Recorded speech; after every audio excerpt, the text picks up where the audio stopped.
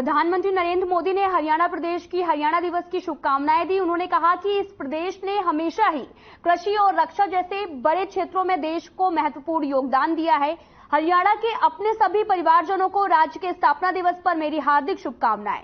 हरियाणा ने हमेशा ही कृषि और रक्षा जैसे बड़े क्षेत्रों में देश को महत्वपूर्ण योगदान दिया। यहाँ के युवाओं ने इनोवेशन की दुनिया में अपना परचम भी लहराया। वही विकास के हर मानदंड पर हरियाणा नए नए कीर्तिमान गढ़ता रहा है और ये मेरी कामना है।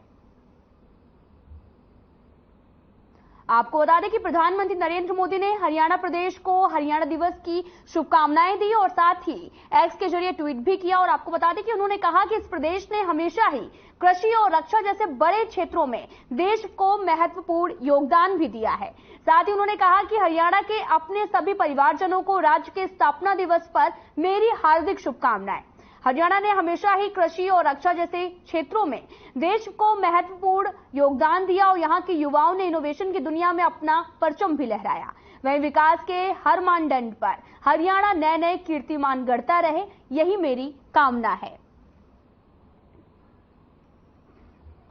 आपको बता दें कि प्रधानमंत्री नरेंद्र मोदी ने हरियाणा दिवस के उपलक्ष्य में शुभकामनाएं दी और हरियाणा दिवस की शुभकामनाएं दी और साथ ही हरियाणा नए नए कीर्तिमान गढ़ता रहे, ऐसी पीएम ने मनोकामना भी की है। और साथ ही आपको बता दें कि उन्होंने ये भी कहा कि विकास के हर मानदंड पर हरियाणा नए नए कीर्तिमान गढ़ता रहा है।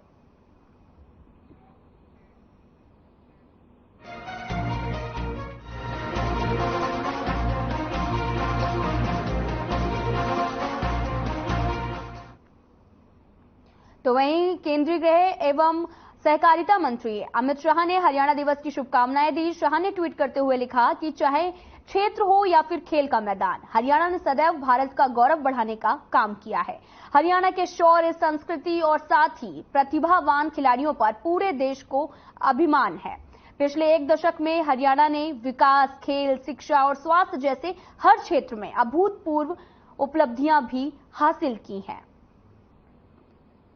आपको बता दें कि केंद्रीय गृह एवं सहकारिता मंत्री अमित शाह ने हरियाणा दिवस की शुभकामनाएं दी। शाह ने ट्वीट भी किया और कहा कि चाहे युद्ध का क्षेत्र हो या फिर खेल का मैदान, हरियाणा ने सदैव भारत का गौरव बढ़ाने का काम किया है। हरियाणा के शौर्य, संस्कृति और प्रतिभावान खिलाड़ियों पर पूरे देश को अभिमान है। पिछले एक दशक में हरियाणा ने विकास, खेल, शिक्षा और स्वास्थ्य जैसे हर क्षेत्र में अभूतपूर्व उपलब्धियां भी हासिल की हैं।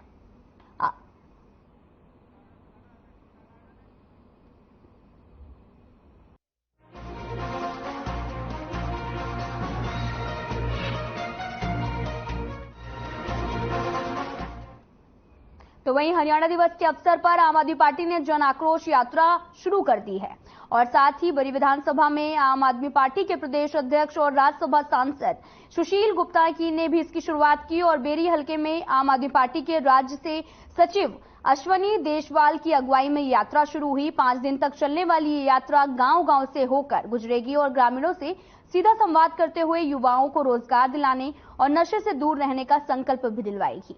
और इस मौके पर बहादुरगढ़ के रोहतक गांव में भी आम आदमी पार्टी जन आक्रोश यात्रा का जोरदार स्वागत भी किया गया। आप टीवी स्क्रीन पर जो तस्वीरें देख रहे हैं वो हरियाणा दिवस के कार्यक्रम की हैं।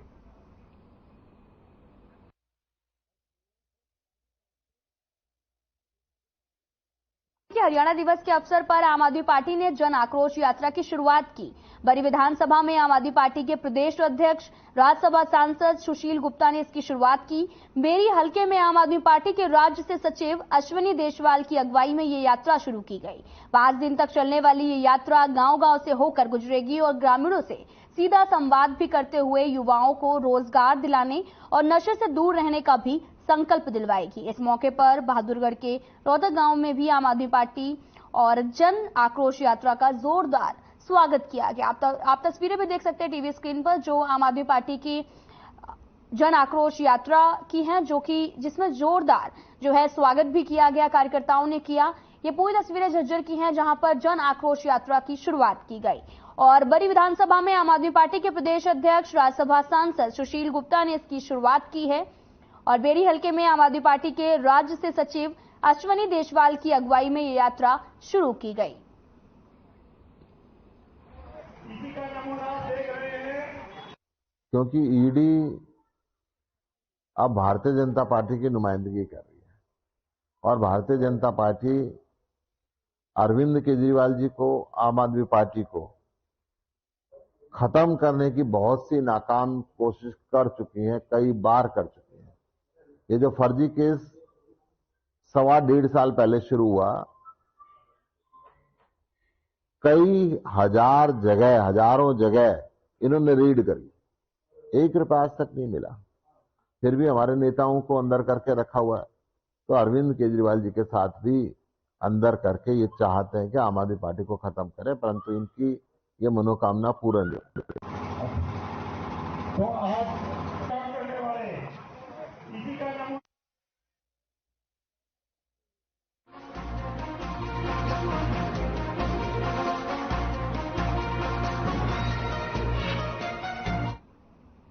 तो वहीं इनेलो नेता अभय सिंह चौटाला ने प्रेस कॉन्फ्रेंस कर प्रदेशवासियों को हरियाणा दिवस की बधाई दी और साथ ही माताओं बहनों को करवा चौथ की भी शुभकामनाएं दी। आपको बता दें कि अभय चौटाला ने प्रदेश सरकार पर तंज कसते हुए कहा कि इस सरकार से पंचायती राज के प्रतिनिधि परेशान हैं। हमारी सरकार बनने पर हम 2 डिप्टी सीएम बनाएंगे, एक एससी से और एक ओबीसी समुदाय से उप मुख्यमंत्री होगा। इनेलो ने हमेशा 36 जातियों को आगे बढ़ाया है और हमने हमेशा ही सभी जातियों का प्रतिनिधित्व किया है। हमारी सरकार आई तो सभी प्रतिबंध हटा लिए जाएंगे। हम चुनाव में 11 सीट पीआरआई के लोगों को टिकट देंगे और इसमें जिला परिषद, पार्षद, सरपंच शामिल होंगे। और पंजाब में एसवाईएल पर भी जो डिबेट हो रही है वो सिर्फ नाटक है।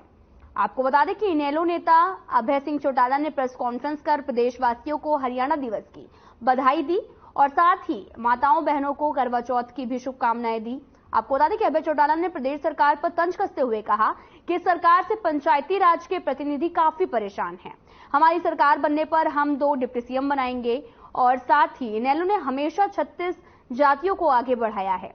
हमने हमेशा ही सभी जातियों को प्रतिनिधित्व भी किया है और हमारी सरकार आई तो सभी प्रतिबंध हटा लिए जाएंगे। हम चुनाव में 11 सीट पीआरआई के लोगों को टिकट देंगे। इसमें जिला परिषद, पार्षद, सरपंच होंगे। पंजाब में एसवाईएल पर भी डिबेट हो रही है, वो सिर्फ नाटक है। आपको बता दें कि अभय सिंह चौटाला ने प्रेस कॉन्फ्रेंस की और जहां पर हरियाणा दिवस की शुभकामनाएं दी सबसे पहले और फिर साथ ही करवा चौथ की भी शुभकामनाएं दी। अभय चौटाला ने प्रदेश सरकार पर तंज भी कसा और कहा कि पंचायती राज के प्रतिनिधि काफी परेशान हैं। हमारी सरकार बनने पर हम 2 डिप्टी सीएम बनाएंगे।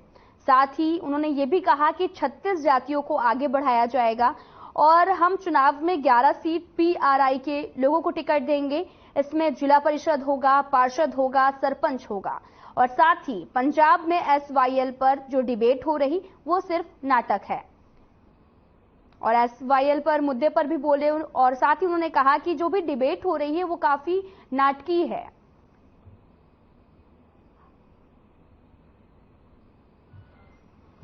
ये हमारी पार्टी का फैसला है कि नेशनल लोकदल पार्टी की सरकार 2024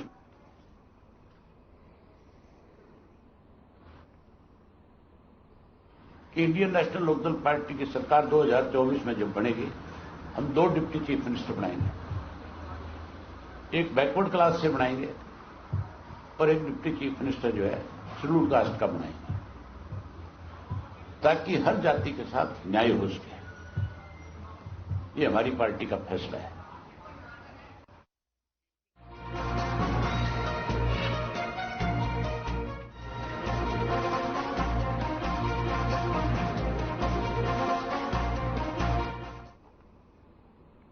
तो वहीं रादौर विधानसभा से कांग्रेस की जन आक्रोश रैली का आगाज हो गया है और आपको बता दें कि जहां पूर्व सीएम भूपेंद्र सिंह हुड्डा रैली को संबोधित करेंगे।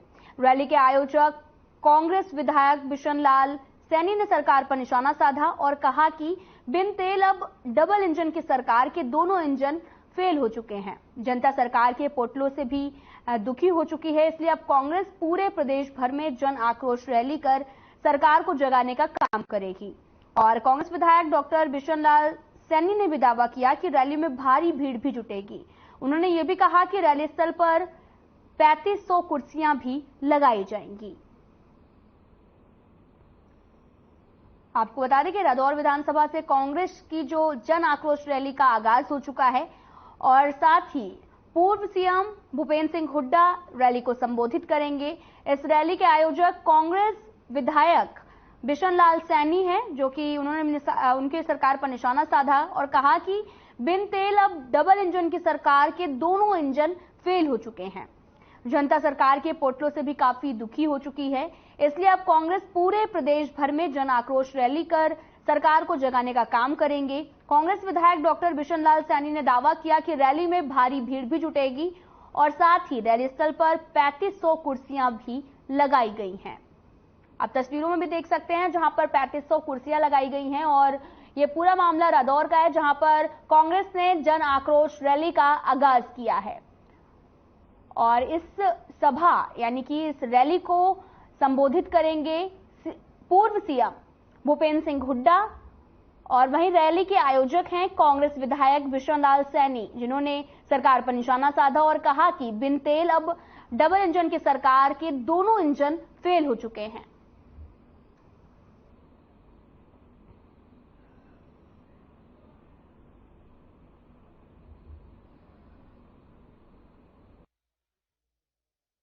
भूपेंद्र सिंह हुड्डा जी चीफ गेस्ट हैं और हमारे हरियाणा प्रदेश के अध्यक्ष महोदय उदयवान जी, श्री दीपेंद्र हुड्डा जी मेंबर पार्लियामेंट, अशोक अरोड़ा जी और इसके साथ साथ बहुत से विधायक यहाँ हमारे यहाँ पहुँचेंगे। व्यवस्था तो आप देख ही रहे हैं, लगभग 3500 कुर्सियाँ हमने नीचे लगाई हैं। 3500 में से 200 कुर्सियों पर चले जाएंगे।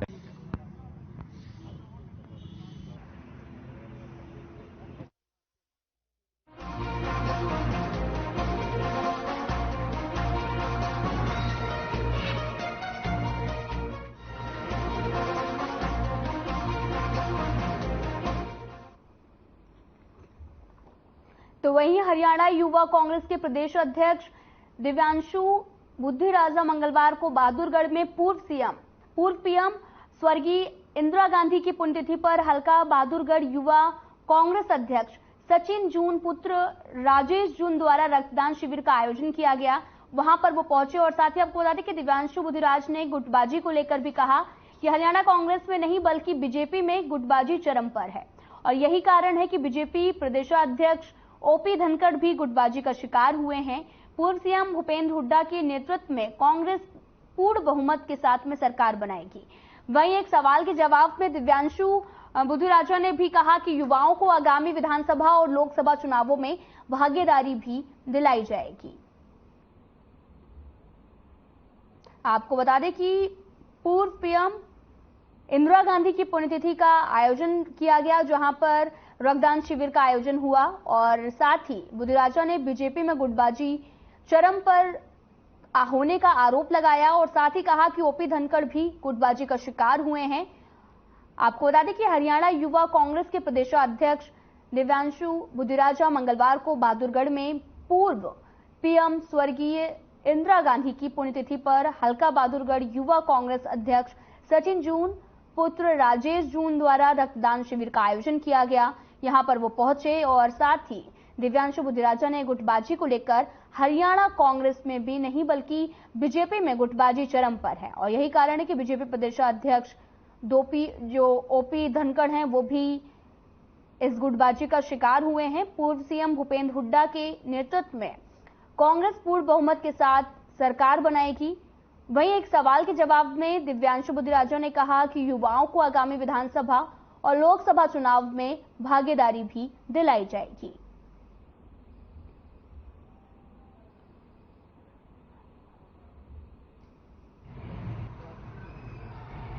इंदिरा गांधी जी का शहीदी दिवस है।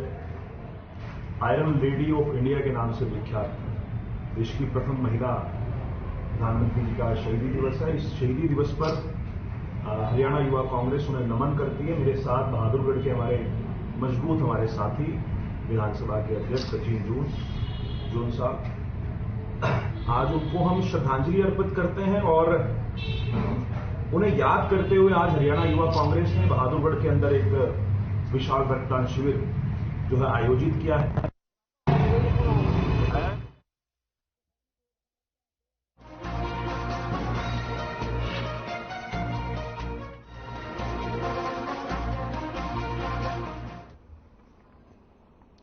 तो वहीं आज बारडा अनाज मंडी में भिवानी महेंद्रगढ़ लोकसभा के नंबरदार एकत्रित हुए। वहीं नंबरदार एसोसिएशन ने अपनी मांगों को लेकर सरकार के खिलाफ नाराजगी भी जताई। नंबरदार एसोसिएशन पंचायत को भी संबोधित करते हुए राज्य प्रधान जिले सिंह ने भी कहा कि सरकार बार बार नंबरदारों के प्रति बयानबाजी करके नंबरदारों का अपमान करने का काम कर रही। उन्होंने कहा कि राजा हर्षवर्धन के समय से चली आ रही नंबरदारी प्रथा को सरकार खत्म कराना चाहती है, जो किसी भी सूरत में सहन करने योग्य भी नहीं है। आपको बता दें कि आज बारडा अनाज मंडी में भिवानी महेंद्रगढ़ लोकसभा के नंबरदार एकत्रित हुए और नंबरदार एसोसिएशन ने अपनी मांगों को लेकर सरकार के खिलाफ नाराजगी जताई है। आपको बता दें कि नंबरदार एसोसिएशन पंचायत को भी संबोधित करते हुए राज्य प्रधान जिले सिंह ने भी कहा कि सरकार बार बार नंबरदारों के प्रति बयानबाजी कर नंबरदारों का बयान जो है अपमान करती हुई भी नजर आती है, अपमान करने का काम भी करती है। उन्होंने कहा कि राजा हर्षवर्धन के समय से चली आ रही नंबरदारी प्रथा को सरकार खत्म करना चाहती है, जो कि किसी भी सूरत में सहन करने योग्य नहीं है।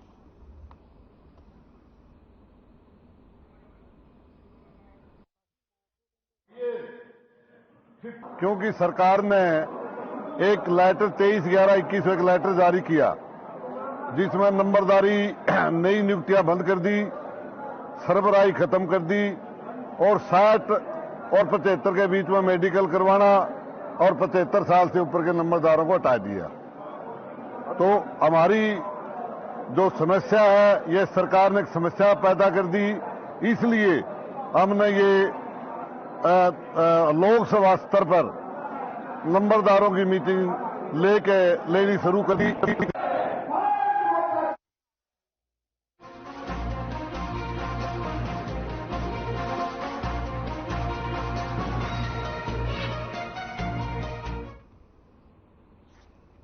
रादौर की शहीद भगत सिंह कॉलोनी निवासी एक युवक ने अपने कमरे में पंखे से लटककर आत्महत्या कर ली। आपको बता दें कि आसपास के लोगों ने युवक के शव को नीचे उतारा और मामले की सूचना पुलिस को दी। सूचना पाकर पुलिस मौके पर पहुंची और मृतक युवक के शव को पोस्टमार्टम के लिए भेजकर आगे की कार्रवाई शुरू कर दी है। आपको बता दें कि करीब 2 साल पहले उसका पिता सेठपाल की एक सड़क हादसे में मौत हो गई थी। थाना प्रभारी अनंत राम ने बताया कि सूचना पर वे मौके पर पहुंचे। परिजनों के अनुसार युवक मानसिक रूप से काफी परेशान चल रहा था। शव को पोस्टमार्टम के लिए भेज दिया गया है और परिजनों की शिकायत पर आगामी कार्यवाही भी लगातार जारी है। उन्होंने बताया कि मृतक प्रीतम घर में ऊपर बने अपने कमरे में सोया हुआ था। जब वह नीचे नहीं आया तो परिवार के लोगों ने उसे उठाकर लाने का प्रयास किया, लेकिन उसने कमरे का दरवाजा नहीं खोला। तो आसपास के लोगों को मौके पर बुलाया गया। जब कमरे का दरवाजा खुला तो प्रीतम का शव पंखे पर फंदे से लटका हुआ मिला।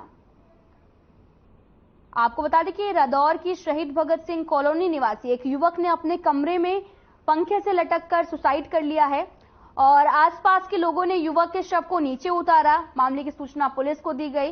फिलहाल पुलिस पूरे मामले की जांच कर रही है। करीब 2 साल पहले उसके पिता एक सड़क हादसे में उनकी मौत हो गई थी और थाना प्रभारी अनंत राम ने भी बताया कि सूचना पर वे मौके पर पहुंचे। परिजनों के अनुसार युवक मानसिक रूप से काफी परेशान चल रहा था, जिसके चलते उसने सुसाइड कर लिया है। फिलहाल शव को पोस्टमार्टम के लिए हॉस्पिटल भेजा गया है। परिजनों की शिकायत पर कार्रवाई भी की। थाने में सूचना मिली थी कि एक भगत सिंह कॉलोनी जो है रादौर में एक करीब 24 साल के लड़के ने अपने घर के कमरे में पंखे से लटकर फांसी ले ली। यहाँ मौके पर पहुंचे हैं और इसके परिवार में इसकी माताजी है, एक भाई है बड़ा, भाभी है, उसके 2 बच्चे हैं और ये ट्रैक्टर चलाने का काम करता था और इनके परिवार के अनुसार जो है भी नशा करने का भी जो है आदी था।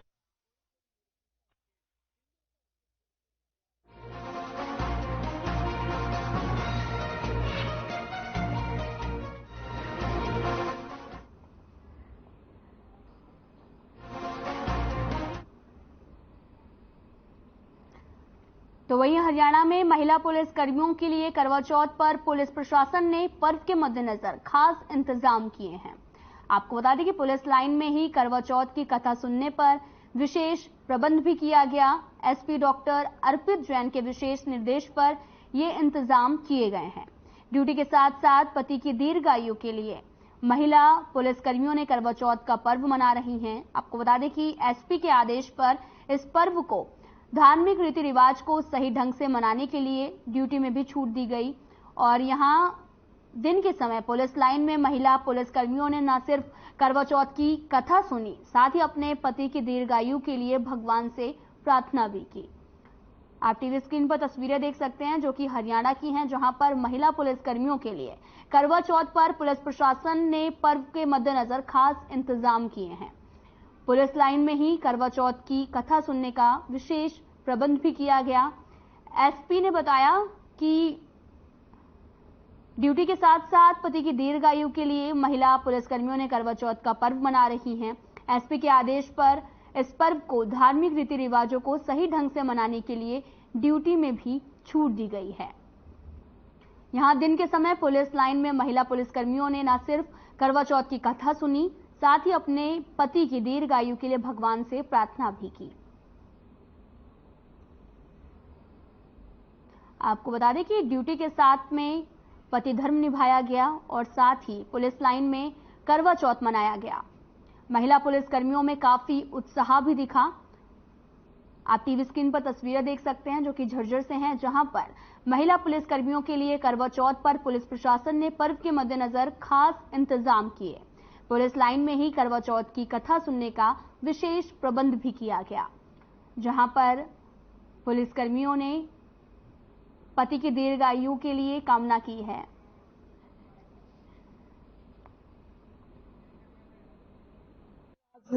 हमारे एसपी साहब के अनुसार पहली बार ये झज्जर में प्रोग्राम हो रहा है और जितनी भी महिलाएं हैं, क्वार्टर की भी बाहर की भी हैं, हमने सबको यहाँ इकट्ठा होकर ये करवा चौथ मनाया। करवा चौथ इसलिए मनाया जो सुहागन महिलाएं होती हैं वो मनाती हैं और द्रौपदी ने जब ये करवा चौथ का व्रत पहली बार रखा था कि भाई ये महिलाओं के लिए, और साहब ने बहुत, कभी भी मैं इतनी साल की नौकरी होगी मैंने कभी ऐसा प्रोग्राम नहीं देखा। महिलाओं के लिए करवा चौथ के व्रत पर ये कथा का कार्यक्रम का आयोजन करवाया है।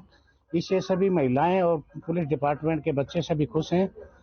अब ये कार्यक्रम पहली बार हुआ है, अति उत्तम है। हम साहब बहादुर का धन्यवाद करते हैं। एसपी साहब श्री डॉक्टर अर्पित जैन जी ने एक निर्णय लिया कि सामूहिक तौर पर महिलाओं की कथा कराई जाए, तो हमें बहुत अच्छा लगा है। जो यहाँ झज्जर पुलिस लाइन में रहते हुए ये कार्यक्रम पहली बार किया जा रहा है। इस तरह का कार्यक्रम की सभी महिलाओं को इकट्ठा करके सामूहिक कथा कराई जा रही है।